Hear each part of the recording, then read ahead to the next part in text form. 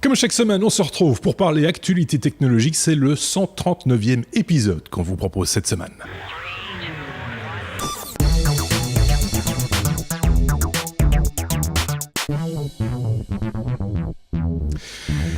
139e épisode des Technos, déjà comme le temps passe, c'est incroyable. On va retrouver cette semaine celui-ci, Benoît, vous le reconnaissez, avec lui on va parler certainement photo à un moment donné, je pense, non?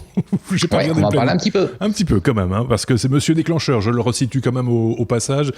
Si vous vous souvenez d'un vieux podcast, hein, et je dis ça sans aucun... vieux, ancien podcast, et site également, c'était aussi un site, déclencheur.be, qui vous parlait de photos, qui a un peu été abandonné depuis quelques années maintenant, hein. Ça fait 5 ans que tu as stoppé ces activités-là, me semble-t-il. Ouais, dans ces eaux-là, parce que c'est vrai qu'il existait plein d'autres choses aussi sur la toile à ce moment-là. Enfin, quoi qu'il...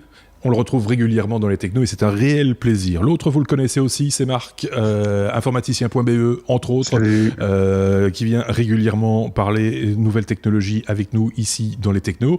Voilà, pour les présentations, si c'est la première fois que vous regardez un des épisodes des technos, c'est, comme on a l'habitude de le dire, notre revue de presse technologique de la semaine. C'est la façon dont on a vu la technologie, ou en tout cas les informations technologiques cette semaine. On ne peut pas parler de tout. Ces petits camarades vont parler de ce qui correspond le plus à leurs affinités personnelles et on commente tout ça ensemble durant une petite heure en général. Voilà, le décor est planté. En général, on aborde ici le courrier des auditeurs. Je vous avoue franchement que cette semaine a été un petit peu perturbée pour tout le monde dans l'équipe et donc j'ai pas vraiment prêté fort attention à vos courriers, à part un qui m'a un petit peu occupé justement. C'est quelqu'un qui avait un problème de flux RSS pour récupérer le podcast. C'est un petit peu dommage. Manifestement, le problème était de son côté. J'espère qu'il a pu résoudre le problème depuis l'heure. À part ça, j'ai pas grand-chose d'autre à vous dire. On se rattrapera la semaine prochaine, si vous le voulez bien, sur le courrier des auditeurs, ou alors on répondra en ligne, en commentaire donc, de la vidéo sur YouTube ou sur notre blog lestechno.be. On entame directement notre abécédaire, comme on a l'habitude de le faire avec la lettre A, bien entendu. A comme Aibo, et c'est Marc qui va commencer pour parler de Sony qui envisagerait de ressusciter Aibo. C'est le toutou mécanique de Sony, hein, je dis pas de bêtises. Le toutou mécanique, exactement. Ça fait quand même 18 ans que la firme avait développé son premier prototype de chien robotisé. On se rappelle, hein, c'était un petit bidule de cette taille-là à peu près, avec 4 pattes, une tête, une queue. Oui, comme un chien. Un chien, forcément. Voilà, les crottes digitales en moins. Oui. Et c'était quand même relativement cher pour l'époque, pas loin de 2000 € quand même. Ça fait cher le kilo chien, surtout vu la taille. Alors, ça pouvait se déplacer tout seul, ça avait une autonomie relative, ça pouvait reconnaître la voix de son maître, ça pouvait jouer avec son onos digital, enfin, son onos. Ça pouvait jouer à la balle et c'était capable de quelques interactions simples. C'était un truc qui était à l'époque considéré comme étant vachement en avance sur son temps et qui n'avait pas trop trouvé un vrai succès commercial. C'était un peu cher aussi, non? C'était pas un peu cher? 2000 € quand même, donc effectivement c'était relativement cher. Fameux pédigré quand même. Hein. Voilà, c'est du persan ou du c'est de l'afghan ça, monsieur. Au moins, c'est de la pure, c'est de la coupée. Et donc Sony avait décidé d'arrêter de jeter l'éponge en 2006, mais évidemment avec le déploiement massif des objets connectés et toutes les nouveautés qu'on a vu en 2016-2017 en matière d'intelligence artificielle, de machine learning, etc., Sony s'est mis en tête que finalement, c'était peut-être pas une mauvaise idée de ressusciter la bête et de la doter de toutes les capacités technologiques d'aujourd'hui. Et d'autrement dit, d'en faire un assistant canin qui répond aux injonctions comme pourrait le faire un Google Home, un Amazon Echo, un HomePod d'Apple, etc. Contrôler les appareils compatibles de la marque. Donc on pourrait lui dire Aibo, allume mes lumières. Le truc ferait waf waf et les lumières s'allument. C'est magnifique, c'est très japonais. Hein, ça reste toujours voilà. Et donc voilà, ça devrait sortir au printemps 2018. En espérant que le retour ne rate pas trop la cible parce que des objets de ce style-là, il commence à y en avoir un certain nombre. Et d'ailleurs, petit teaser, on vous prépare un hors-série sur un bidule qui ressemble, qui est beaucoup plus petit. Où est-ce que t'es? Attends. Oui. Ça. Reviens. Voilà. Oui, c'est mignon comme tout. Comment ça s'appelle ça encore? Ça, c'est Cosmo. Oui, c'est ça. C'est un petit robot semi-autonome. On en parlera. On fera un hors-série. C'est grosso modo, c'est Wall-E sur votre bureau. C'est un peu ça. C'est génial et c'est programmable en Python, etc. Pour ceux qui n'ont pas l'image, ça ressemble un petit peu à un tank pelleteuse. Oui, c'est ça, une petite pelleteuse mécanique, mais c'est grand comme. Ça tient dans la main. Ça tient dans la main, quoi. Hein, donc, ça tient dans la main. Ah, j'ai hâte. Voilà. À suivre et. On verra ce que ça donne. Évidemment, on espère qu'ils vont avoir un positionnement tarifaire un peu plus soft que. Oui, que précédemment, effectivement. Parce que c'est vrai que des assistants vocaux, c'est vrai que ça commence à pulluler. En plus de ça, on commence à avoir des assistants vocaux de marque tierce, entre guillemets, qui permettent d'avoir des interactions, que ce soit avec Google, avec Alexa, etc. Enfin, avec les différentes plateformes possibles, imaginables. Donc là, on imagine que si en plus de ça, ça bouge, que ça vit. Mais il y a déjà des trucs qui bougent. Hein, voilà, j'ai vu passer. Voilà. J'ai vu passer il n'y a pas longtemps, je retrouverai le lien éventuellement, un espèce de gros œuf de 40 cm qui bouge tout seul, qui vous suit, qui répond à vos ordres, qui est connecté avec Google Home ou avec Alexa, et qui en plus peut se permettre le luxe de servir de projecteur mobile. Oui. C'est l'accessoire multimédia un peu particulier du moment. Hein. C'est ça. On en reparlera certainement à l'occasion dans les technologies. Je ne sais pas ce que Benoît en pense de ce genre de bidule, de robots chiens, de robots bouboules. J'aime bien l'idée. Ouais. Je trouve que ça peut être chouette parce que par rapport aux autres... En fait, moi, j'ai un chat. Et alors, le petit piège, c'est quand tu pars en vacances, tu as du mal à surveiller ce que fait le chat. Ah oui. Et un assistant traditionnel peut pas t'aider par rapport à ça. Donc, l'idée d'un truc qui se déplace... Oui. Je me dis que ça pourrait être sympa pour occuper le chat déjà, et puis pour permettre de surveiller ce qu'elle fait, tout ça. Oui. À voir.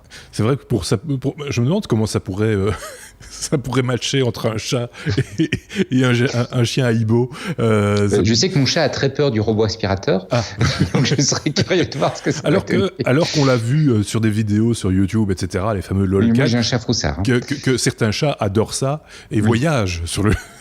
Moi j'ai un chat très froussard. Ah, voilà, il y en a. Il y a des chats moins technologiques que d'autres aussi. Hein, voilà, c'est clair, Marc. Je ne ferai pas d'expérience à ce sujet-là, mais je précise, on en reparlera encore une fois, le Cosmo, le bidule, là, il a un mode attaque de chat. Hein. Ah, attaque de chat, ça c'est moins gai, c'est moins rigolo. Non, mais dès qu'il repère un truc qui ressemble à une queue de chat ou de chien, il y va. D'accord. Ah, mais j'ai hâte, du coup. Je pense qu'on va bien s'amuser.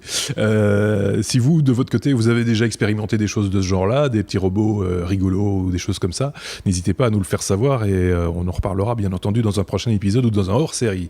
On est toujours à la lettre A, cette fois comme Amazon. Benoît, on va parler d'une nouvelle liseuse chez Amazon.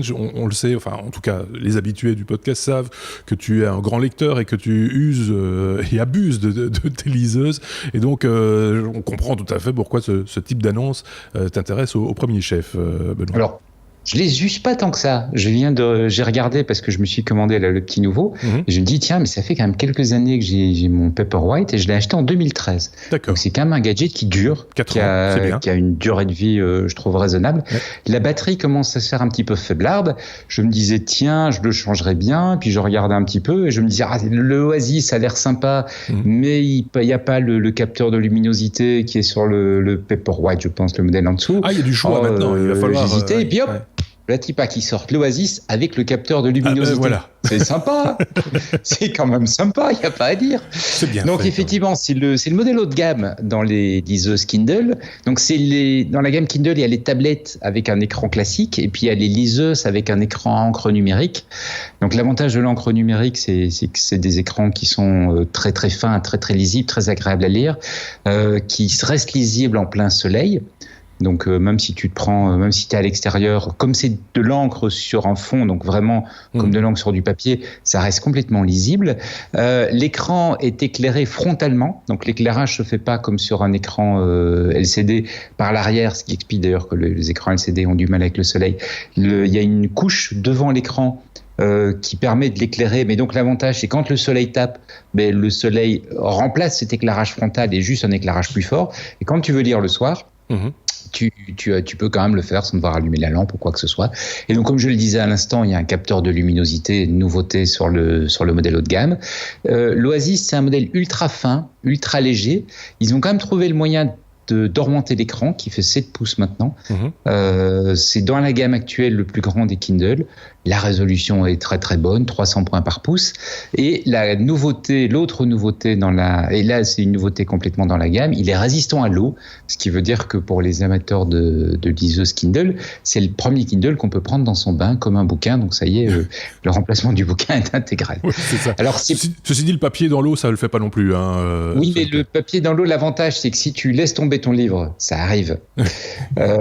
C'est embêtant, mais c'est un livre, c'est 10 €. Ouais. Ici, en l'occurrence, le gadget démarre en entrée de gamme 250 € et termine à 340 € pour le modèle avec la 3G.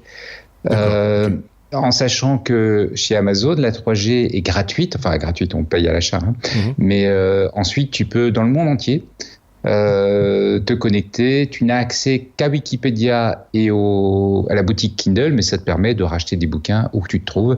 Moi, j'aime assez bien parce que ça permet, quand on voyage, de pas avoir à se dire qu'est-ce que je lirai après ou quoi que ce soit. Tu sais qu'où que tu sois, tu arriveras à télécharger un bouquin, et donc c'est assez chouette. Voilà. Alors. Oui. Pardon, vas-y. Vas-y, non, je t'en prie. Non, c'est pas vrai. Alors, ils ont un modèle avec 8 gigs et les deux modèles un peu plus haut en gamme sont avec 32 gigs, parce que c'est une génération, c'est pas nouveau, mais c'est une génération sur laquelle ils ont l'intention de pousser Audible. Donc Audible, c'est les livres qui sont lus. Pas que les livres d'ailleurs, il y a des podcasts également qui commencent à être disponibles sur Audible. Tout à fait. Donc l'idée, c'est que tu vas pouvoir, de nouveau, c'est pas nouveau, ils le font déjà depuis un moment, mais ils le mettent plus en avant avec cette génération-ci. Tu vas pouvoir avoir acheté ton bouquin, le lire sous forme de bouquin, et pour, je pense, 3 €, tu peux acheter en plus la version à lire, la version lue, quoi. Et donc, quand tu vas, par exemple, lire un petit peu, puis tu te dis, là, je suis un peu fatigué, j'ai les yeux fatigués, j'aurais bien écouté, paf, tu passes en mode écoute. Et puis, quand tu as fini, tu reviens en mode lecture, et ils gardent la page entre les deux. La marque-page automatique, quoi, oui. Voilà, mais le marque-page automatique, il l'avait déjà, mais là, c'est par rapport à l'audio aussi. À l'audio également. Encore une fois, je pense que c'est pas nouveau. Il me semble que ça fait un moment qu'ils avaient annoncé ça. Mais par contre, effectivement, ici, comme ils ont vraiment mis beaucoup de mémoire sur la machine, ils poussent cette fonctionnalité-là. Sur la liseuse, c'est ça que je voulais dire en fait, parce qu'on a un autre grand lecteur avec nous, c'est l'occasion. Marc, un commentaire peut-être pour voir qu'il en parlait. C'est ça. Écoute, comme je le disais juste avant qu'on commence le numéro, oui, effectivement, c'est un bel objet, même si je constate que Amazon reste constant dans la montée des prix aussi. C'est quand même, ça devient quand même relativement des objets de luxe, alors que les liseuses sont censées être assez démocratiques. Mais bon, c'est vrai qu'Amazon a quand même une offre de prix qui, parfois, avec promotion, te permet de démarrer avec un appareil tout à fait convenable à 69-79 €. Moi, j'ai déjà une Oasis, donc la version précédente qui n'est pas étanche, qui a encore pas mal d'autonomie. Par contre, ici, ce que je trouve un peu dommage, c'est que l'Oasis était fourni avec une petite housse qui faisait office de protège-écran et qui permettait d'allumer la bête simplement en l'ouvrant comme un livre, avec la petite particularité qu'une partie de la batterie se trouvait dans la liseuse, une autre partie dans la housse, et l'un rechargeait l'autre. Ça, j'aimais bien, parce que ça faisait vraiment la liseuse extrêmement légère en main, tout en garantissant quand même quelques jours d'autonomie et jusqu'à 1 mois avec la batterie. Vu que j'ai déjà une autre liseuse étanche, celle-là, qui me sert notamment effectivement au bord de la piscine ou dans mon bain, etc., j'avais pas trop l'intérêt de racheter encore une liseuse pour remplacer les deux. Donc je vais attendre que l'une ou l'autre meure de sa belle mort, et je verrai alors à ce moment-là. Quel modèle sera disponible à ce moment-là, parce que ça peut durer aussi. Ça peut durer, oui, effectivement. J'ai mon épouse et mon fils ont tous les deux une Paperwhite aussi, et elle fonctionne encore sans aucun problème. Je voyais le doigt de Benoît se lever. Oui, c'était juste sur la batterie en fait. Ce qu'ils ont fait, c'est que effectivement le modèle que tu as, il y avait un complément de batterie dans la couverture. Sur ce modèle-ci, ils ont augmenté la batterie qui est intégrée à l'appareil. Et ils ont mis une batterie à plus haute densité. Et donc en final, ils annoncent pour un poids qui est pas radicalement plus élevé que le modèle ancien sans la couverture, une autonomie de 6 semaines. Contre 8 semaines quand on a ton modèle avec la batterie intégrée plus la batterie dans la couverture. Donc je pense que globalement, t'es pas perdant, parce que ça te rend le modèle, quand tu le prends juste avec la couverture, plus léger. puisque tu n'as pas deux batteries à porter. Et tu as quand même une autonomie de 6 semaines qui est quand même assez raisonnable. En lecture de texte, mais par contre, comme tu en parlais, dès le moment où il s'agit d'un média audio, on imagine que la consommation va un petit peu augmenter. Et en fait, tous ces calculs sont aussi faits sans accès réseau. En plus. Donc, il faut que tu coupes le réseau pour tenir aussi longtemps, parce que le réseau pompe énormément. Oui, parce qu'il cherche tout le temps, en fait. Il est tout le temps en train de chercher le réseau, et donc forcément, c'est comme les smartphones, en fait. C'est un peu la même idée. Marc, pour conclure. Ouais, et alors, oui, il te donne 6 à 8 semaines d'autonomie, ça c'est les chiffres théoriques, effectivement, comme dit Benoît, avec réseau coupé, etc. Luminosité relativement basse, et une demi-heure de lecture par jour. Or, moi je lis plus qu'une demi-heure par jour, donc dans le meilleur des cas, généralement, mes appareils tiennent 3-4 semaines, grand maximum. Enfin bon, c'est toujours des chiffres, il en faut pour... Bien sûr. Au niveau marketing, ça aide toujours, quelques chiffres, mais on sait bien que les chiffres d'usine sont souvent relativement éloignés de la réalité, même si quand on compare un modèle par rapport à un autre, comme les tests sont faits, j'imagine, dans les mêmes conditions, on peut plus ou moins évaluer qu'un tel sera plus autonome que le précédent, etc. Donc voilà. On a fait un peu le tour de ce produit. D'habitude, on fait des hors-séries sur des produits comme ça, mais là, en l'occurrence, comme c'était un petit peu dans l'actu, autant le mettre effectivement dans un épisode hebdomadaire. On passe à la lettre F comme Facebook, si vous le voulez bien. Marc, on va parler des États-Unis et d'un nouveau développement de Facebook aux États-Unis, un petit peu inattendu d'ailleurs.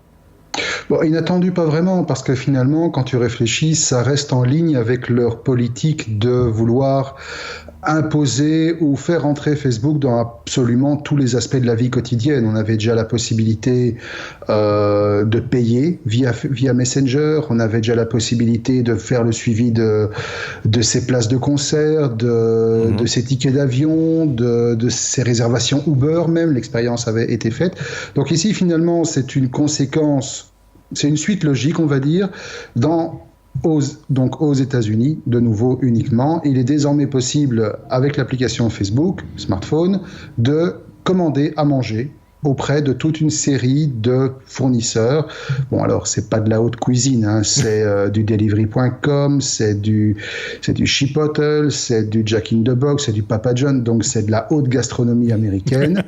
Oui, mais c'est toujours quelque chose qui est intéressant, toujours sans quitter votre environnement favori. Entre deux trolls sur les postes d'un copain, vous pouvez effectivement commander à manger. Vous avez de toute façon toujours l'obligation de créer un compte auprès du restaurant en question, mais ça se fait via l'application directement. Et je suppose, la chose n'était pas précisée, mais je suppose que la livraison à domicile est comprise et Facebook doit prendre sa petite obole au passage, sinon le modèle n'est pas rentable. Mais voilà, il y a toujours une augmentation du nombre de fonctionnalités qui font que Facebook essaie de faire en sorte que vous ne quittez jamais Facebook. C'est un peu ça l'idée, ça reste le leitmotiv. Voilà, vous faites vos achats via Facebook, vous faites vos rencontres via Facebook, vous faites tout via Facebook. Vos gosses via Facebook, et puis en achetant à bouffer via Facebook, on pourra vous balancer des pubs pour savoir quoi manger demain via Facebook. Oui, voilà, et la boucle est bouclée. Donc voilà, tournons la page Facebook, passons à la lettre G. G comme Greenpeace, Benoît, pour parler d'un satisfecit quasi général, en tout cas pour les grandes marques que sont Apple ou Samsung. Ah non, pas du tout. Non, pas satisfecit du tout. Ah non, je pensais, moi.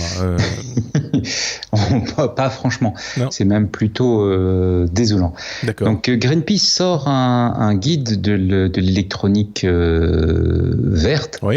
Donc l'idée, c'est de faire une évaluation des différents fabricants et de voir comment ils se placent, puisque leurs produits sont de plus en plus répandus. C'est un guide qu'ils ont sorti qu'ils actualisaient un moment sur base annuelle. Ça faisait un petit moment qu'ils l'avaient plus réactualisé, ils viennent de le réactualiser, et les résultats sont pas franchement jolis. Je pensais, moi. Comme on s'y attend, Fairphone fait numéro 2 Ouais. Fait numéro 1 parce que voilà, c'est une marque qui s'est un peu installée autour de ça. Juste en dessous, on a Apple, mais déjà avec un résultat qui est pas brillantissime, et le reste est à la traîne. Ah, d'accord. Donc c'est même plutôt pas chouette. Donc juste Benoît, pour revenir Fairphone, il faut peut-être remettre dans le contexte parce que c'est vrai qu'on en avait un petit peu parlé à l'époque dans les technos. C'est un smartphone équitable, on va dire ça comme ça, voilà. ou en tout cas. En résumant, c'est ça. C'est un smartphone équitable avec une vraie réflexion sur l'impact, une certaine réflexion sur l'impact sociétal du smartphone. C'est ça. Donc avec des pièces qu'on remplace, avec des des batteries qu'on peut remplacer, etc. Et c'est effectivement un des gros points noirs parce qu'en fait globalement, ils donnent à Apple un satisfacit sur pas mal de points. Ils ont supprimé les produits chimiques nocifs, dangereux de toute leur gamme de produits.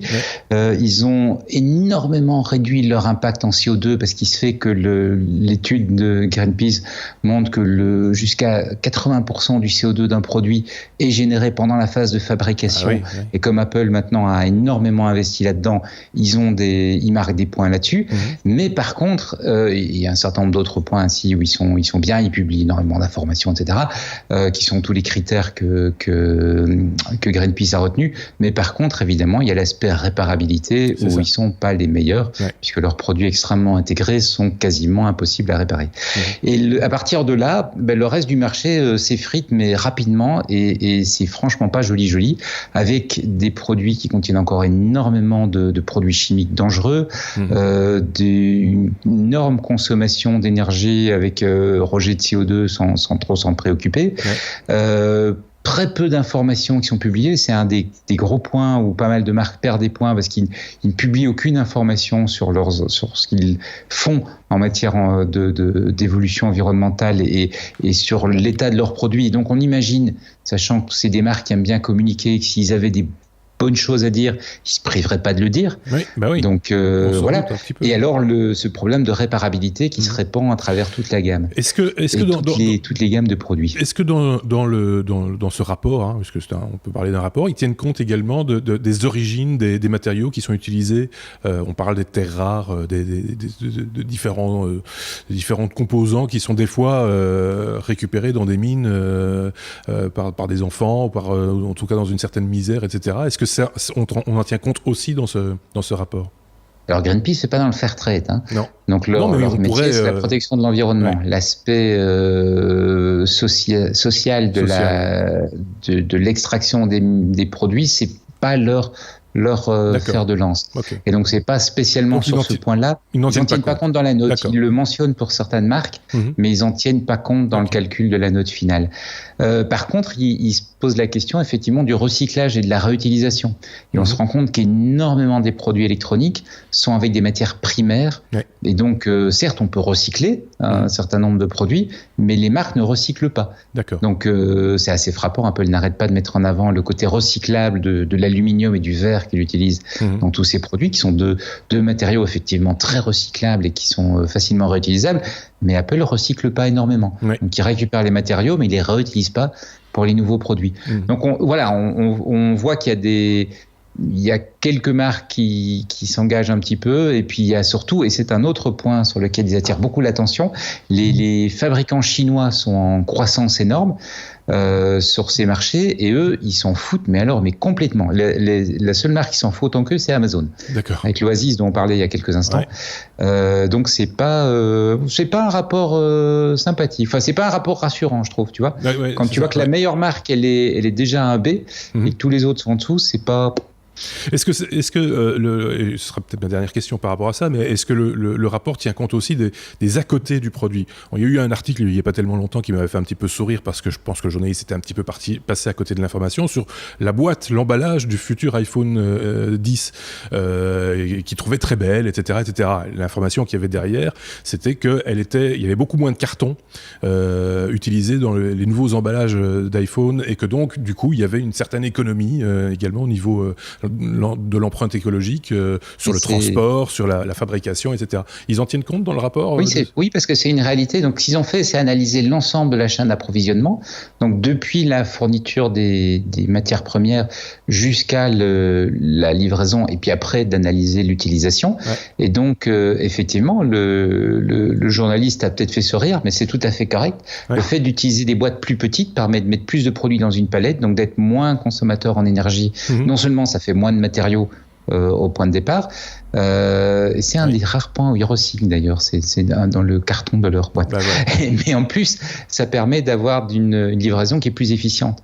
Donc oui, c'est un point qui est pas négligeable en fait. Parce que là, il y a eu évidemment, je parle d'Apple en l'occurrence, mais je pense que c'est le cas de certaines autres marques aussi sans doute, une évolution dans le packaging. Moi, je me rappelle des iPads, des iPods plutôt, qui étaient encore dans des boîtes en plastique. Je sais pas si tu te rappelles de ça, qui étaient très très bien faites, très jolies, tout ce que tu veux, mais c'était pas très très écologique effectivement, parce que la boîte à un moment donné, elle passe à la poubelle. Sauf que l'Apple fan est assez collectionneur. J'ai remarqué ça aussi. Enfin, soit. Passons.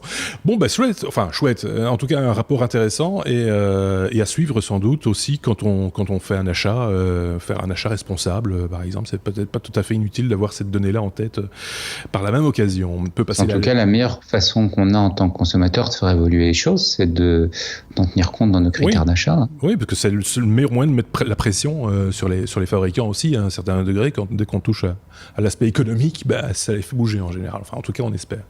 On peut passer à la lettre H. H comme hologramme. On change complètement de sujet, mais pas d'interlocuteur. Benoît, puisqu'on va parler de panneaux publicitaires en hologramme qui vont bientôt arriver près de chez nous. Alors, près de chez nous, tu parles de la Belgique ou de la France?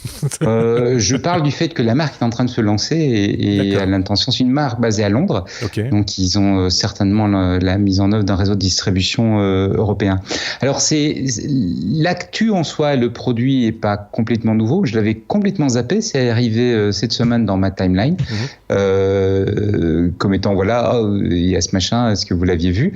Et j'ai trouvé ça assez rigolo.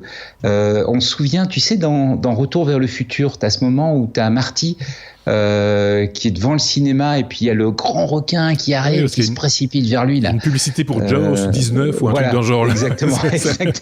Exactement.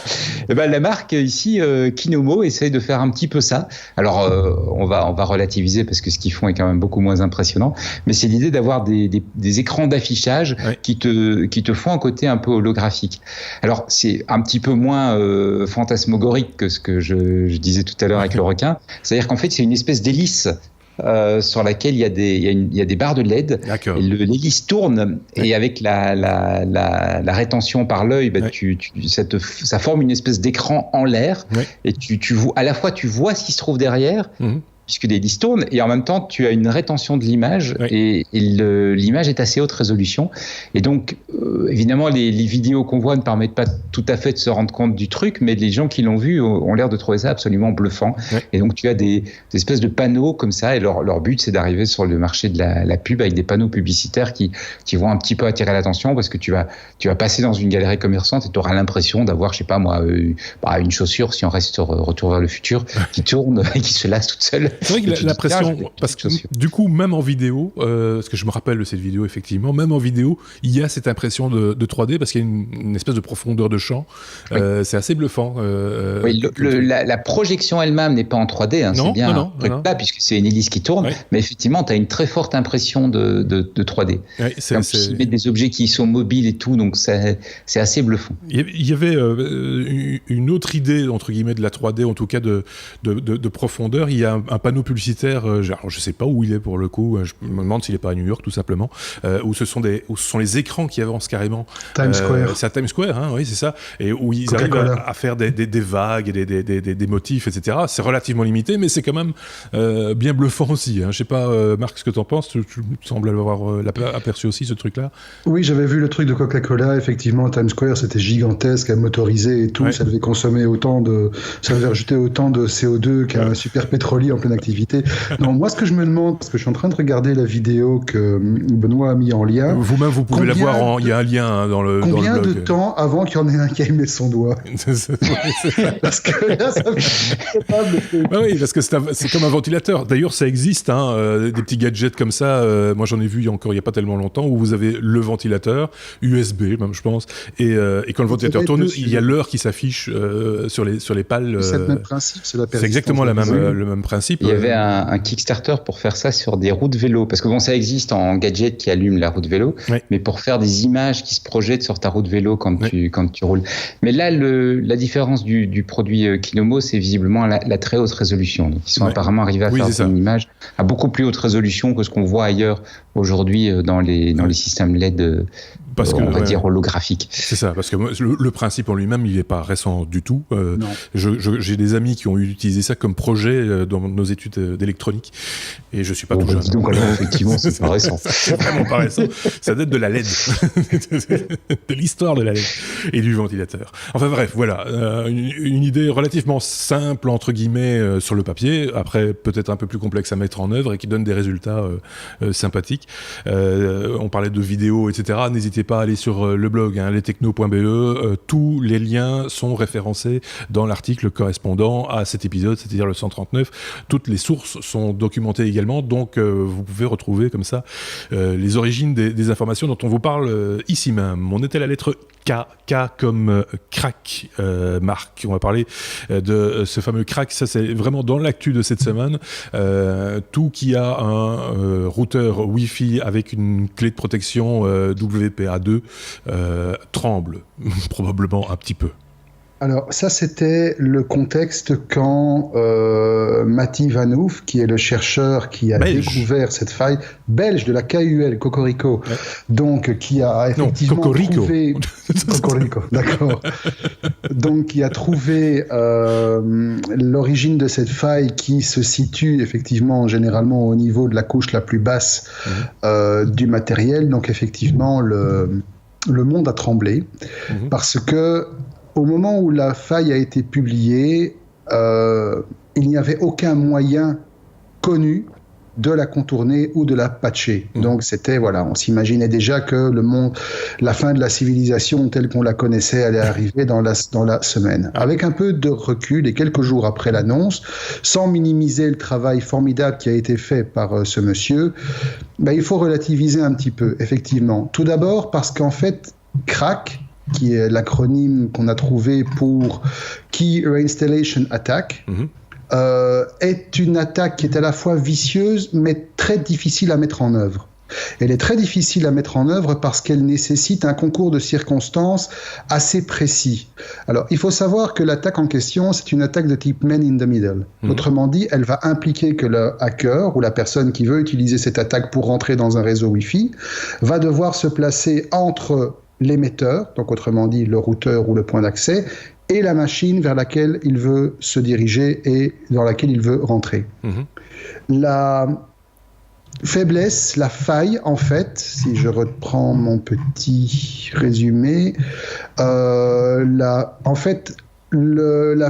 vulnérabilité se trouve au niveau de la phase de négociation. Donc entre le moment où le routeur ou le point d'accès commence à communiquer avec la machine qui veut accéder aux ressources sans fil, il y a une négociation qui se fait. Bonjour, moi c'est la machine, bonjour, moi c'est le routeur, ok, on va discuter, qu'est-ce qu'on va utiliser comme protocole, qu'est-ce qu'on va utiliser comme sécurité, il y a tout un dialogue. D'accord. Lors de cette négociation, il y a moyen de tricher. Je ne vais pas rentrer dans les détails techniques parce qu'on est parti pour un numéro hors série entier. On pourra revenir dessus si vous voulez. Mais donc, il y a moyen de tricher et de faire croire à l'ensemble des deux acteurs que la connexion a été établie alors qu'elle ne l'a pas été totalement et qu'on a réussi à s'intercaler entre les deux pour intercepter le trafic qui passe. D'accord. Alors, la première réserve qu'on émet face à ce genre d'attaque, c'est que le hacker doit être physiquement présent sur votre réseau Wi-Fi. Donc, autrement dit, il doit être connecté à votre réseau. Il doit être dans le périmètre d'action de votre réseau. Et donc, même ceux qui sont des hackers de la mort qui tuent sont limités physiquement à un réseau à la fois.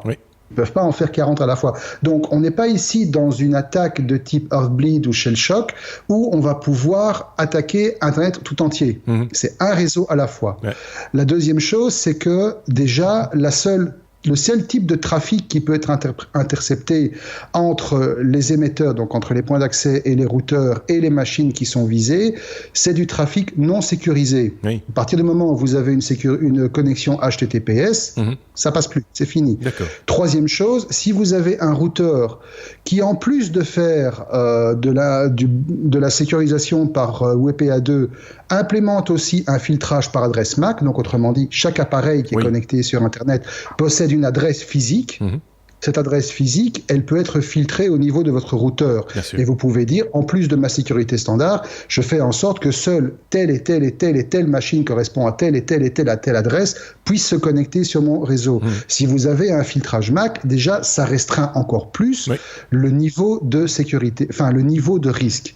Alors, le gros problème, c'est que la manière dont la news avait été annoncée a laissé à croire que ça allait être très difficile à patcher. Et en fait, c'est assez paradoxal parce que le système qui est le plus sensible à la faille, c'est Linux et partant Android.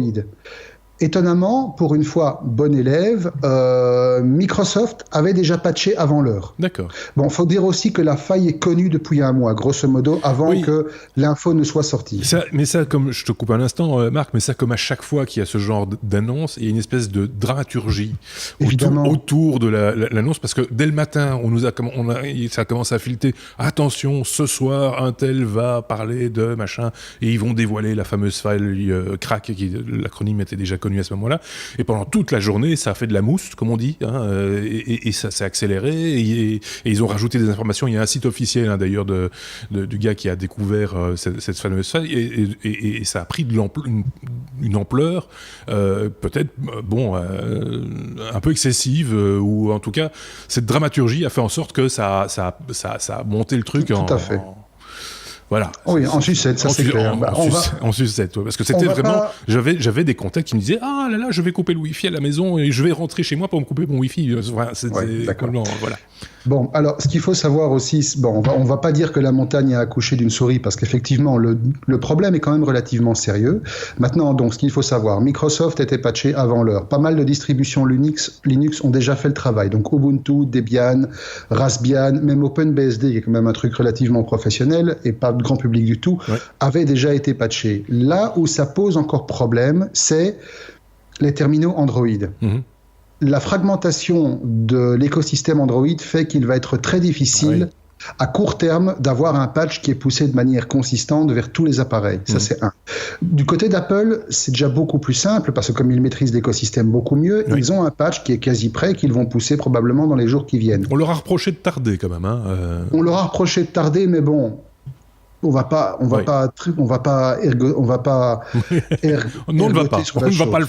faire. Par contre, là où effectivement il y a d'autres failles, d'autres sources de faiblesse, c'est les box des opérateurs. Donc par exemple chez nous, la B-Box de Belgacom, à la base c'est une bébête qui fonctionne sous Linux, donc il faudra qu'elle soit patchée d'une manière ou d'une autre. Tous les objets connectés généralement fonctionne sur des versions light de Linux, même chose, il faudra qu'il soit patché. Pour les utilisateurs de modems routeurs comme celui que Seb et moi utilisons, qui sont des Fritzbox, c'est déjà patché à la base. D'accord. Donc pas de souci. Est-ce qu'un opérateur, je te coupe de nouveau, est-ce qu'un opérateur peut pousser une mise à jour à ton insu, entre guillemets, sans que tu aies une opération à faire sur la box en question? Alors j'ose espérer que c'est le cas, parce que sinon, si on en est tous à devoir rallumer, éteindre, enlever la prise, ça va prendre un certain temps. Si ce n'est que ça va encore.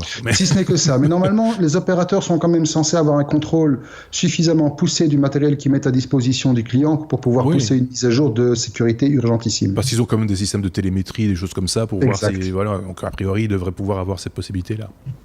Donc voilà, attaque sérieuse, effectivement. Surtout, n'abandonnez pas WPA2 pour revenir sur un WPA ou sur un web ou un truc comme ça, c'est la mauvaise idée. Simplement, assurez-vous, si vous avez une machine sous Windows et que vous faites les mises à jour, vous avez déjà été patché. Donc n'oubliez pas, le problème ne se situe pas dans votre routeur. Le problème se situe au niveau de la machine dont on pourrait prendre le contrôle, éventuellement. Voilà. Donc, oui. Privilégiez le HTTPS, les connexions sécurisées. Et desserrer les fesses, parce que franchement, c'est moins dramatique que l'image qu'on en a donnée. Bah voilà. J'espère qu'on a rassuré les plus anxieux ou les plus anxieuses pour le coup. Je sais pas si Benoît, lui, il s'en fout. Benoît. Je vous dis ça. Non, mais là, il est tranquille. Tu sais, comme tu dis, on envoie tellement de ces annonces qui sont dramatiques que voilà, il faut à bout d'un temps prendre de la distance par rapport à ça. Bah, oui, c'est clair. Mais malgré tout, c'est bien de savoir. C'est pas nécessairement mauvais de les rendre publics parce que ça amène les fabricants de matériel et les éditeurs de logiciels à répondre. Oui. Ça les oblige à répondre.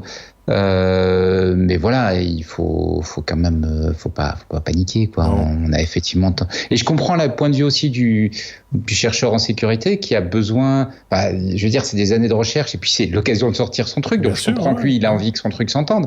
C'est un peu comme chez les médecins, publier un article dans la presse spécialisée, quoi. Je veux dire, c'est aussi ces lettres de noblesse quelque part pour un chercheur ou pour un informaticien qui est spécialisé en sécurité.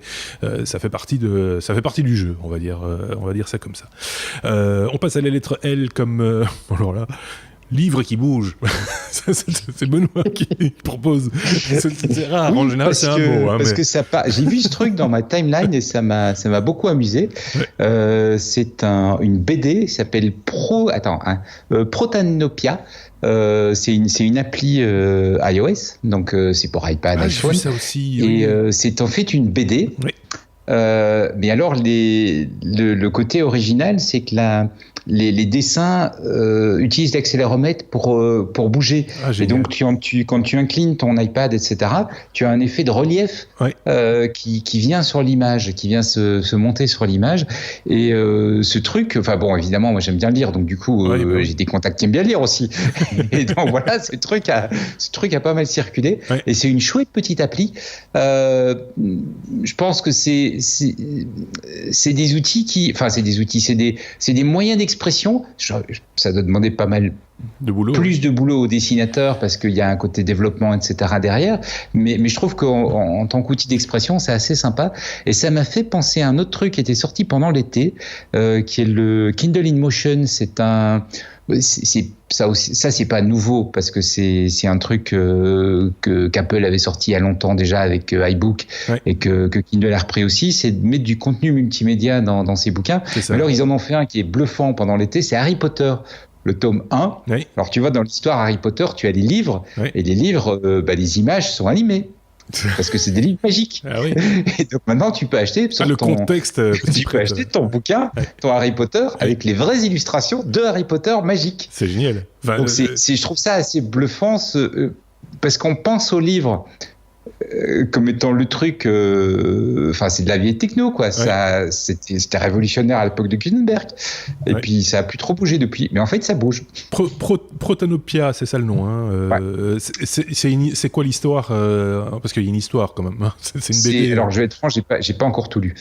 Le contexte, c'est pas le débarquement de Normandie, je pense. Hein. Si, tout à fait. Donc voilà, si vous aimez l'histoire. Je peux pas raconter la fin. Je peux pas spoiler la fin. Oui, c'est ça.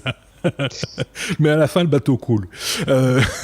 Ça, c'est Titanic, ça. Ah oui, je me suis trompé d'histoire. Ça doit être ça. C'est l'autre. C'est l'autre débarquement. Enfin voilà, une chouette idée, encore une fois. Je trouve ça sympa de voir qu'il y a des artistes qui font ce genre de truc. Ouais. En fait, tu vois, tu auras une bande-son en plus. Oui, ben voilà. Tu serais quasiment animé au film.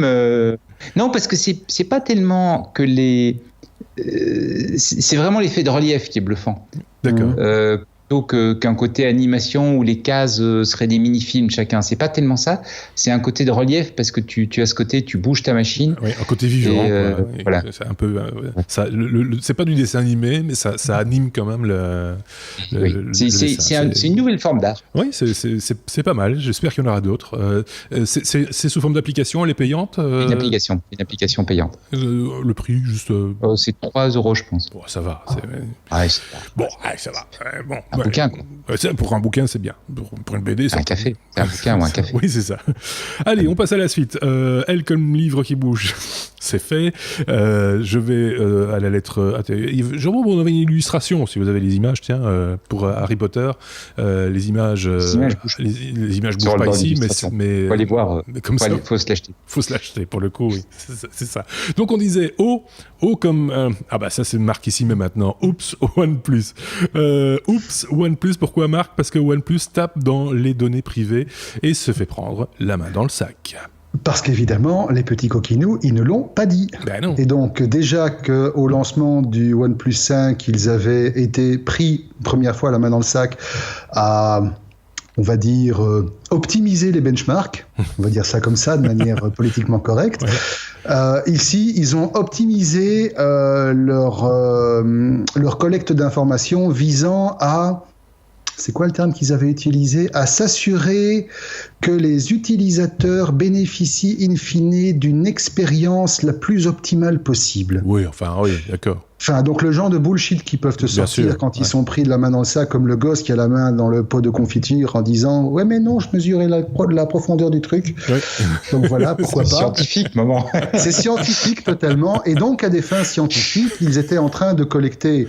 les réseaux Wi-Fi avec les clés, les pairings Bluetooth, l'historique des applications, la manière dont les applications étaient utilisées, les fréquences de lancement, les sites qui étaient consultés, enfin toute une série de choses qui tapent bien fort dans la vie privée, on est d'accord, et qui ont quand même justifié que vu que les trucs étaient quand même relativement lourds, tout ça rebalançait avec une grosse liaison HTTPS vers un serveur Amazon, donc pas suspect du tout. Ça a quand même justifié que le président, donc le cofondateur de la firme, Cal Pei, s'est exprimé en faisant son mea culpa, bien entendu, en disant que le type de collecte qui était en cause cesserait fin novembre. On se demande toujours pourquoi pas tout de suite. Oui. Je suppose qu'il fallait le temps qu'ils traitent, voir si ça valait la peine de continuer encore un petit peu en disant on a arrêté, mais il faut que les machines refroidissent. C'est normal, il ne faut pas trop demander. Et en précisant qu'il y avait quand même au sous-niveau d'un menu obscur dans les settings moyen de désactiver le truc. D'accord. Si tu étais courageux pour y aller. Voilà. De toute façon, tout ça étant, c'est pas la première fois qu'une marque se permet de taper dans les données de ses utilisateurs sans leur demander leur permission ou simplement les informer qu'elle le fait. Ce sera pas la dernière fois, simplement de temps en temps, il y en a qui se font coincer et ils ont l'air bien cons. Voilà. Le data, c'est un enjeu du moment, un enjeu économique. C'est trop tentant, en fait. C'est le nouveau pétrole, dit-on, les data. Donc, du coup, oui, effectivement, c'est tentant. Du coup, moi, je perds ici mon image, mais ça va. J'ai tout retrouvé, c'est bon. On peut passer à la suite, si vous voulez bien. Après la lettre O comme Oups, OnePlus, on peut passer à la lettre P comme photo, et ça, on l'avait dit d'entrée de jeu qu'on parlerait photo, puisque Benoît est parmi nous. Benoît, on va parler de Digifilm. De quoi s'agit-il ? C'est un peu un coup de gueule, pour être franc. Okay. Parce qu'on ne nous prend pas pour des cons, mais vraiment, quoi. Donc l'idée, c'est quoi ? Yashica, grande marque historique de la photo, c'est vrai, lance un appareil photo révolutionnaire avec les Digifilm. Mais c'est quoi les Digifilm ? C'est des petites cartouches qui ressemble à une cartouche de film, et tu ouvres ton appareil photo numérique et tu mets la petite cartouche, et ça fait que ton appareil photo, il va faire, parce que tu as mis la petite cartouche noir et blanc, il va faire des photos noir et blanc.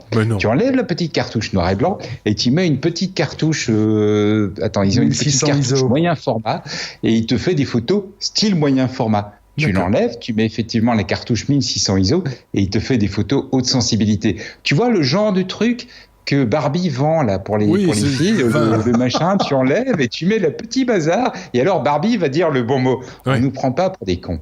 Il n'y a pas de moyen de dire ça. Et en plus, il lance ça sous forme d'un projet Kickstarter. C'est une blague. Exactement. Ça, c'est la deuxième. Et ils ont cartonné. On ne prend pas pour des cons, tout à fait. Ça a cartonné. Parce qu'effectivement, c'est un truc bullshit au possible, mais avec une très bonne gestion du marketing moderne.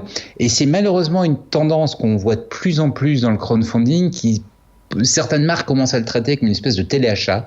Tu vois, les produits pourraves qu'on n'arriverait pas à fourguer à des gens civilisés, raisonnables et intelligents, et ben si on le met sur du crowdfunding, il y a une espèce d'aura extraordinaire, et paf, du coup, on va arriver à fourguer ce machin. Et alors, comprenons-nous, il y a des tas de produits super chouettes sur les plateformes de crowdfunding. Je participe régulièrement à des campagnes de crowdfunding pour des trucs très très chouettes, ça vaut vraiment la peine, mais malheureusement il y a une espèce de pollution avec des trucs dans ce genre de conneries complètes comme ça.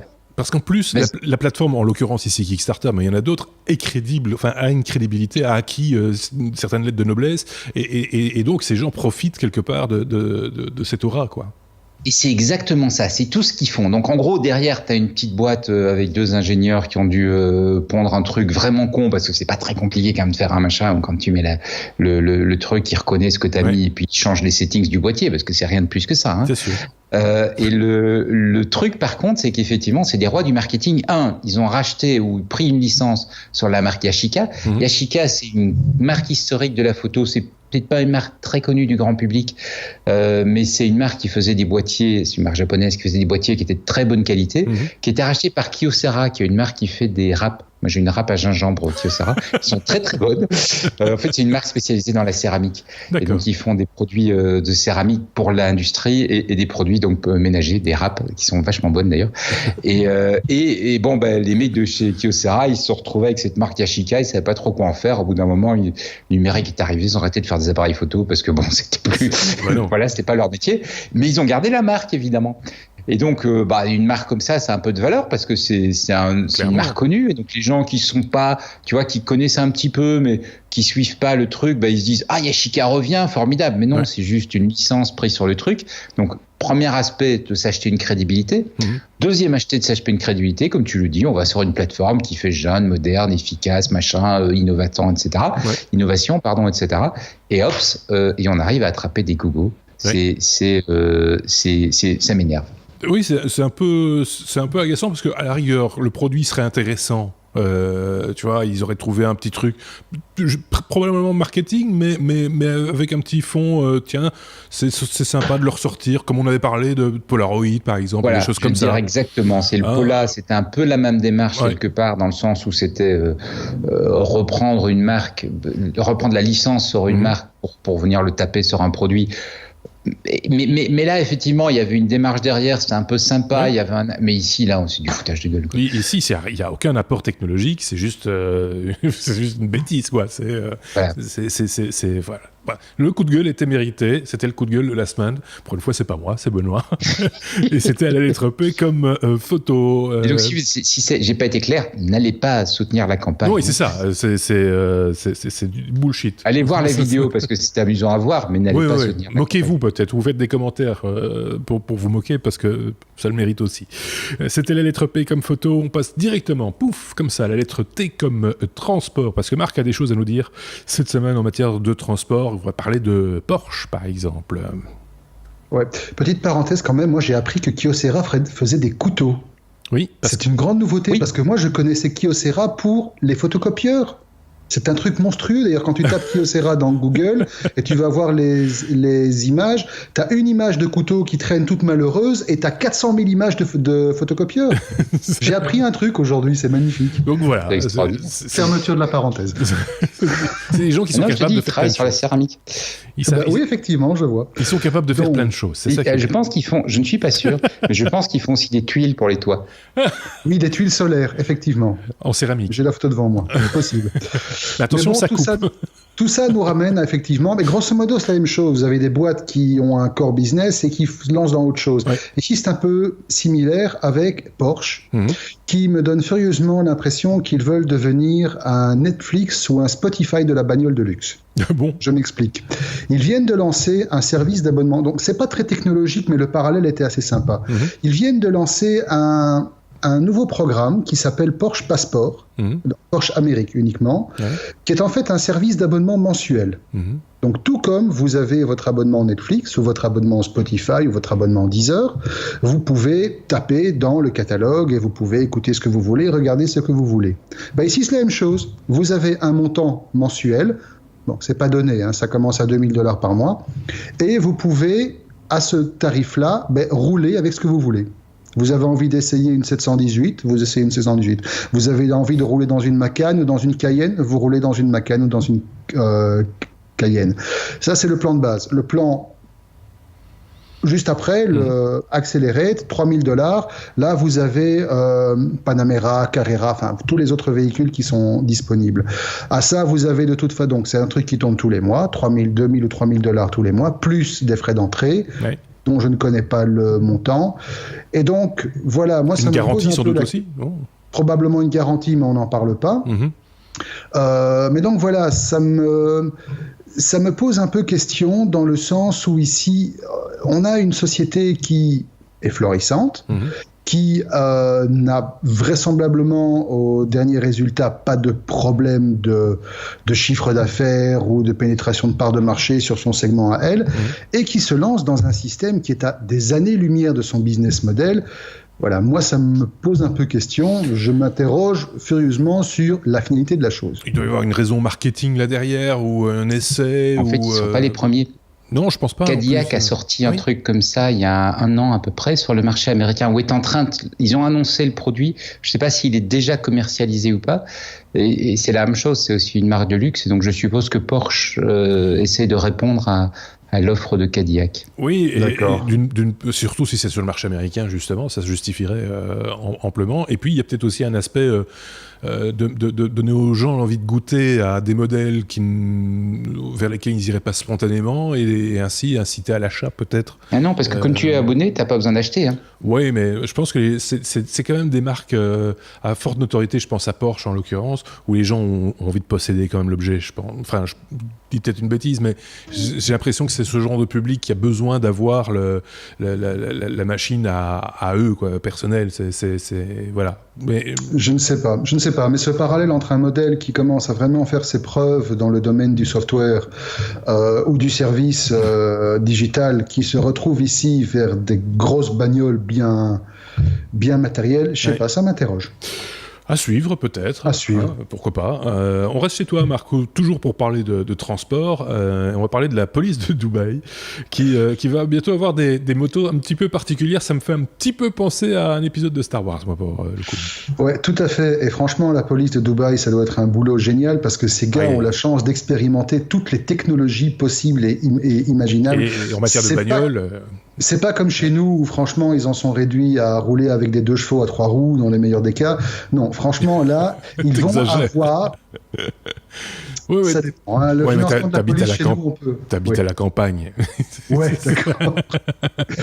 Enfin, toujours est-il que les policiers de Dubaï vont bientôt avoir des motos volantes.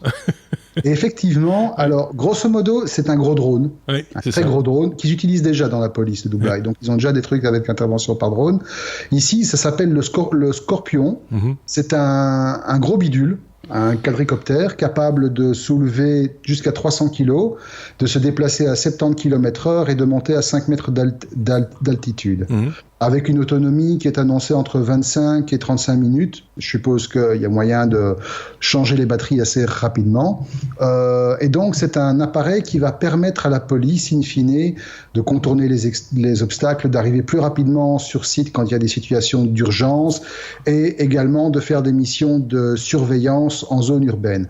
Alors, la partie surveillance en zone urbaine m'a bien fait marrer parce que actuellement, les rotors de l'engin ne sont pas carénés. Oui, c'est ça. Si vous vous rappelez, il y a 2 minutes, notre histoire avec les hologrammes par hélice, là, c'est des vraies hélices. Donc, le moindre contact, c'est du steak tartare. Oui, c'est ça. Ça peut servir pour réprimer toute contestation, mais ça peut poser problème avec la droite. Oui, parce que quand le policier va mettre le pied à terre, tu vois. Eh ben voilà. En fait, le turnover en policier va être extrêmement important. Oui, c'est ça. Il a encore perdu son pied. Mais descends de l'autre côté la prochaine fois. Voilà. Et alors, à côté de ça, vous avez donc ce genre de trucs qui sont totalement... On aurait pu le mettre en what the fuck parce que c'est juste surréaliste comme technologie et comme c'est merveilleux, on a envie de pouvoir jouer avec ça. Ben oui. À notre côté, nous en Europe aujourd'hui, vous en êtes à vous retrouver quasi en garde à vue parce qu'à 6h du matin, vous avez fait voler votre drone au-dessus du jardin de votre voisin. Oui. Bon, donc voilà, c'est autre chose encore, mais par rapport au carénage des hélices, J'avais eu la même réflexion par rapport à quelque chose qui avait été montré dans un salon de l'auto, je pense, par un fabricant chinois qui disait la voiture du futur, c'est peut-être aussi un drone, un gros drone, avec une cabine au milieu, mais le truc est entouré d'hélices. Comment tu fais pour descendre? Alors, c'est pas difficile. C'est super rapide, tu vas du point A au point B en 15 minutes, mais une fois que tu es arrivé, il faut attendre à peu près 5 minutes que les rotors s'arrêtent de tourner pour pouvoir sortir de la voiture. Donc, du coup, tu perds un petit peu le... Enfin, voilà. Tout ça est très joli, très magique, tout ce qu'on veut, ça fait rêver, mais à un moment donné, il faut, là, pour le coup, garder les pieds sur terre et c'est bien se rendre compte que c'est pas pour demain, et qu'il va falloir faire quelques petites adaptations techniques pour que l'être humain puisse continuer à jouir de tous ses membres, si je puis dire. Ouais, on va dire ça comme ça, oui. Oui, ouais, sans déjà aborder le what the fuck. Il y a un what the fuck, oui. On était à la lettre T comme transport, on passe à la lettre V comme vidéo. Marc, encore lui, va nous parler du successeur de Popcorn Time. Ouais. Et cette fois-ci, contrairement à son grand frère, qui était de notoriété publique quelque chose de pas très légal. Non, il faut pas le faire chez vous. Popcorn Time était, on s'en savait, puisqu'il s'agissait principalement d'un player vidéo qui permettait de streamer en temps réel, enfin, sans devoir attendre le téléchargement des fichiers qui étaient hébergés de manière décentralisée via le protocole BitTorrent. Ici, le monsieur qui est derrière, qui s'appelle Federico Abad, s'est mis en tête de lancer un concurrent à YouTube, toujours de manière décentralisée, mais basé en partie sur la technologie de la blockchain. D'accord. Pourquoi ? Déjà parce qu'il veut un système qui est beaucoup plus ouvert et beaucoup moins enclin à la censure que YouTube. Ce sera toujours BitTorrent qui sera derrière en ce qui concerne l'alimentation de base et la technologie de transformation d'informations, mais ce sera avec une couche supplémentaire qui sera dédiée à la rémunération à la fois des créateurs de contenu, mais également de ceux qui partagent le contenu et à la consommation de ceux qui veulent consulter le contenu, et qui est en fait une monnaie virtuelle appelée le Flix, qui est basée sur la blockchain. Donc ce sera une cryptocurrency au même niveau que l'Ethereum, le Bitcoin, etc. D'ailleurs, c'est intéressant de noter que ce Flix sera au début, lors de son lancement, gagé sur la valeur de l'Ethereum, qui sera la monnaie étalon qui permettra d'acheter des Flix.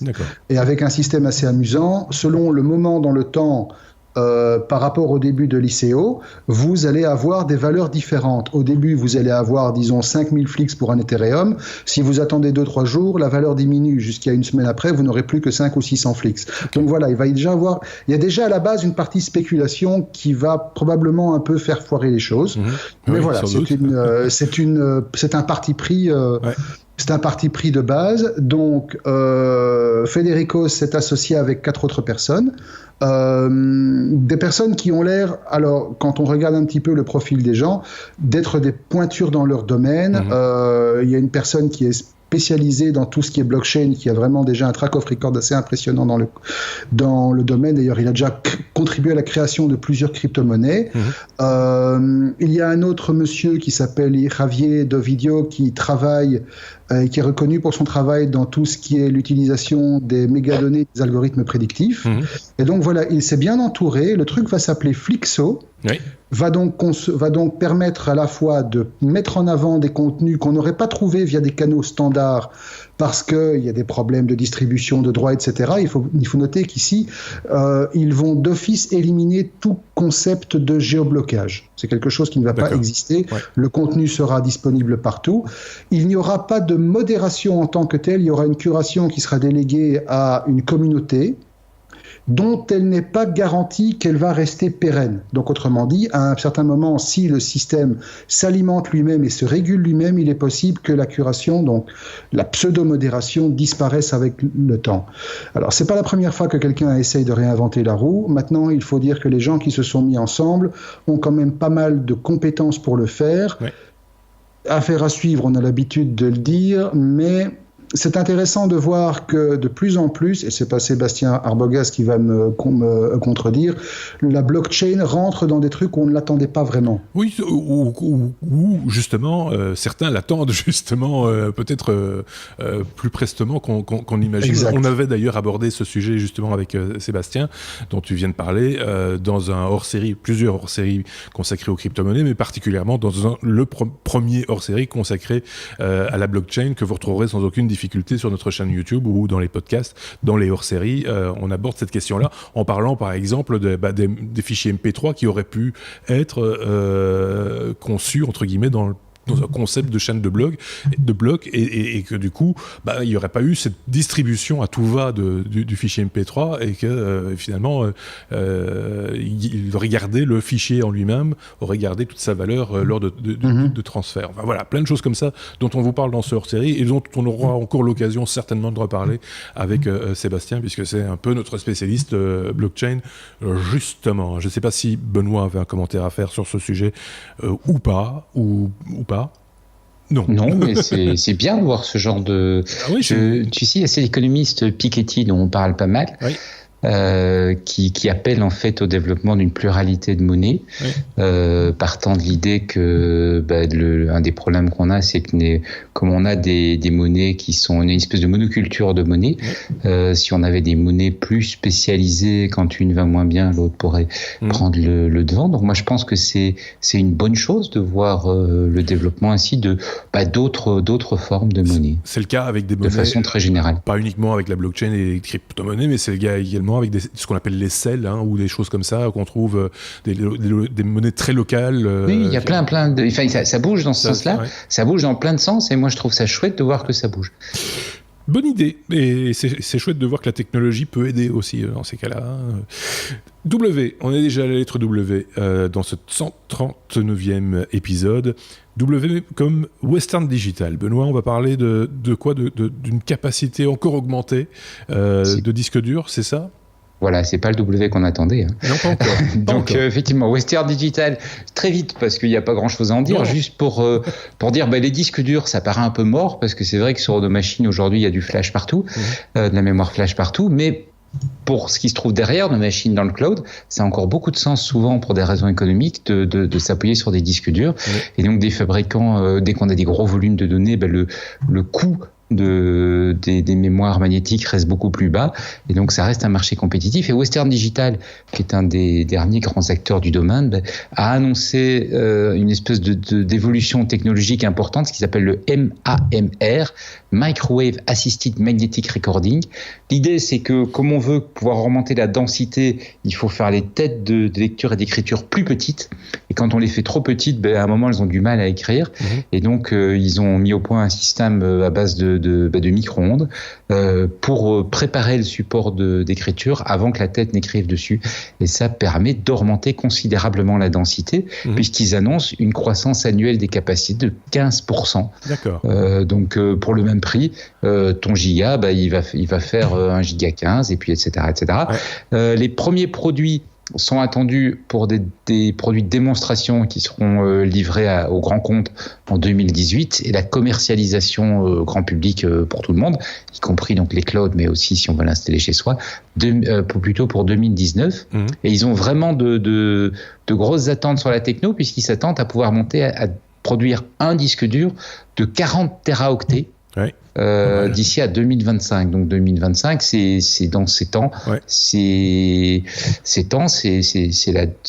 à peu près l'âge de l'iPad, non ? Donc c'est voilà, pour situer, c'est pas complètement illusoire, c'est pas si loin que ça, mais en même temps. Et 40 téraoctets dans un seul disque, un petit disque de 3.5. C'est quand même impressionnant. Il faudrait regarder la progression des volumes, parce que j'ai encore vu une image aujourd'hui de ce fameux ce chargement ou déchargement d'un avion avec un disque dur de, je sais pas, 20 mégas ou quelque chose comme ça, mais ce truc c'est un demi-immeuble, tellement c'est énorme.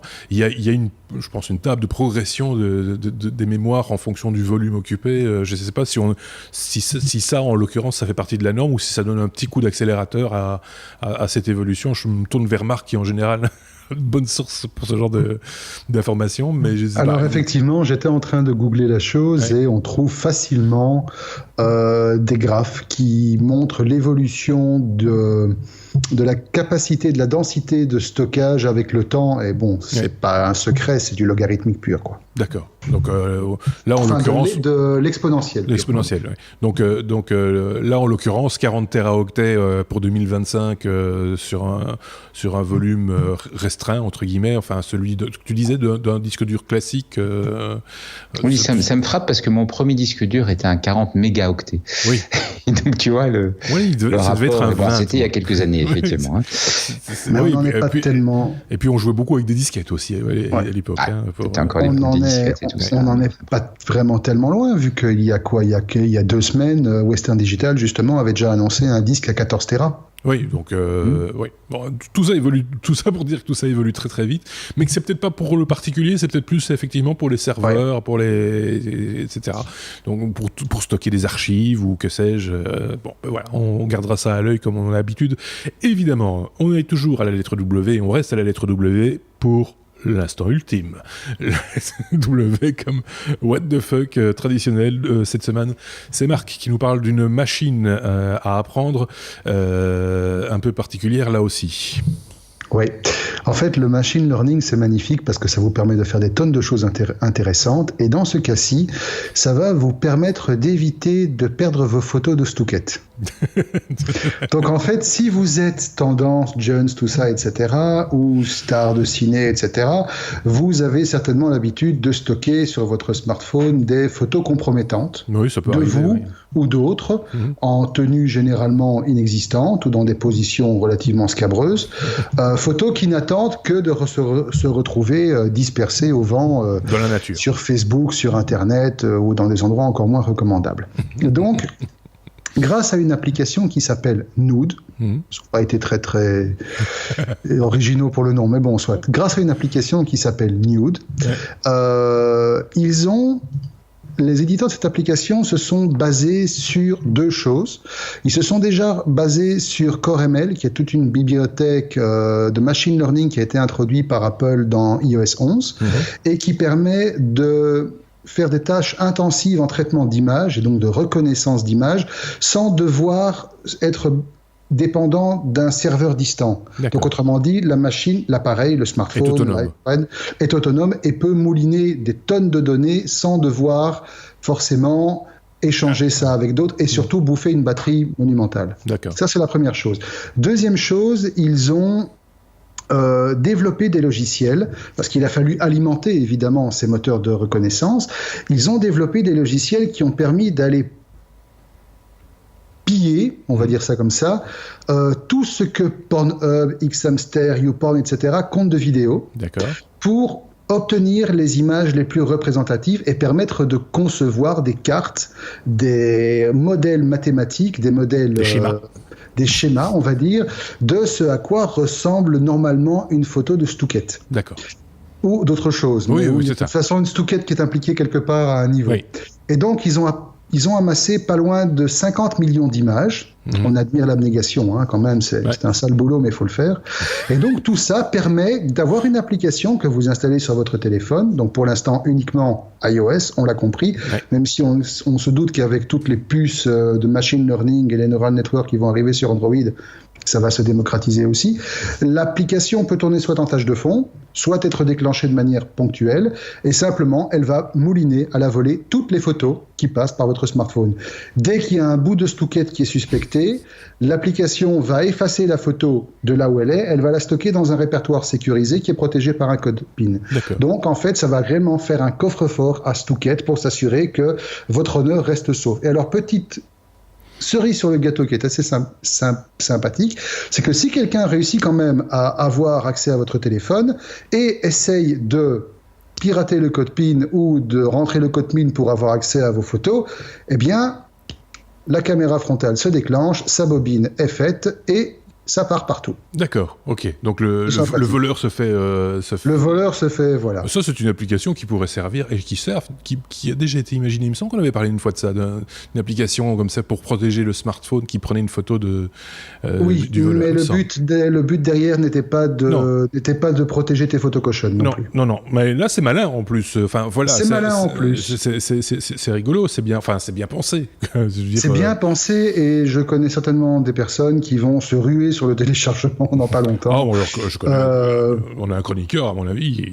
Il a il n'est pas équipé du bon matériel. Il n'a pas le bon matériel. Enfin, je veux dire, il n'a pas le bon smartphone. On va encore penser que voilà. non, mais c'est vrai, Sébastien n'a pas un iOS. Enfin, non, je parlais pas de Sébastien, je parlais d'un chroniqueur. Je ne vois pas lequel. De quoi parlez-vous? Non. Donc voilà, ça s'appelle Nude. Ça s'appelle Nude. Voilà. Je ne sais pas combien ça coûte. D'accord. Je ne veux pas le savoir, mais à mon avis, ça ne doit pas coûter forcément très très cher. J'en sais rien en fait. Oh, il y a un site web, c'est mignon et tout, mais il n'y a pas de lien pour télécharger. Et de toute façon, vu que je n'ai pas... Ah voilà, si. Play Store et... Non, pas encore. Et l'Apple Store. Et ça coûte... C'est gratuit apparemment. Ah ben voilà, mais ça c'est gratuit parce qu'en fait ils récupèrent les photos pour eux. Exactement, et sans que tu le saches, il y a aussi un gros canal HTTPS qui est ouvert, et tout ça finit sur Amazon en recoupement des photos, en recoupement des données de OnePlus. Voilà, et pas de petit profit. Et si tout ça en même temps ça permet de pirater ton réseau Wi-Fi. Non, ça c'est la menace. Ça. Si tu n'ouvres pas ton réseau Wi-Fi, on publie des photos de cul. Non, jamais. Voilà, c'était le 139e épisode qu'on vous a proposé cette semaine avec Benoît. J'ai pas un truc à rajouter pour ta défense que tu aurais omis de dire. À bientôt. À bientôt, c'est une bonne formule, effectivement. Marc était des nôtres également pour cet épisode. Marc, à plus, c'est aussi une bonne conclusion. Je vais faire comme eux. À plus, à bientôt. Merci de nous avoir écoutés. Et n'hésitez pas à laisser des commentaires en regard de la vidéo ou sur notre blog lestechno.be. À très bientôt. Salut.